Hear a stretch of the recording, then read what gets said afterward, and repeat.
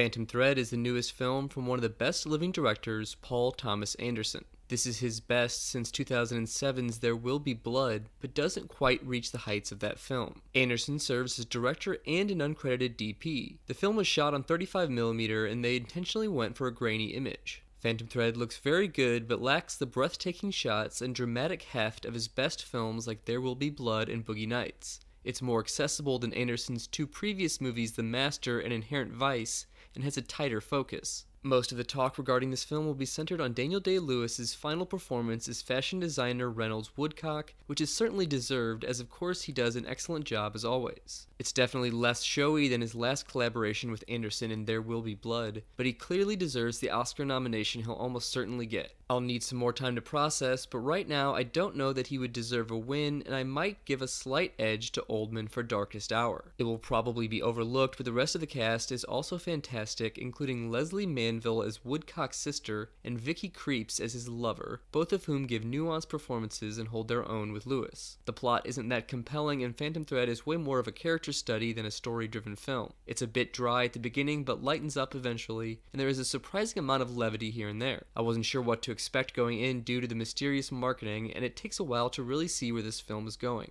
Many have compared this to the work of Alfred Hitchcock, but it's also worth mentioning the influence of the mid-century melodramas directed by Douglas Sirk. One of the best aspects of the film is the score from Radiohead member Jonny Greenwood, who has now collaborated with Anderson 4 times. It's more subtle and less in-your-face than his work on There Will Be Blood, but that makes sense as this film was not nearly as intense. The score is present in a good percentage of Phantom Thread's running time and is worth listening to on its own. I really have no complaints besides that Phantom Thread just lacks that extra something to put it among the greats or P.T. Anderson's best. Definitely see this in theaters if for no other reason than it might be your last chance to see Daniel Day-Lewis act. Phantom Thread has gotten strongly positive reviews with a 92% on Rotten Tomatoes and a 91 on Metacritic. It has an outside shot of a Best Picture nomination, but it honestly isn't looking too likely at this point. I do hope it gets one, as I prefer it to other films likely to get in like Lady Bird or Call Me By Your Name. Lead actor could be its only major nomination, but it is a shoo-in for at least costume design as well, and could get one for Best Score.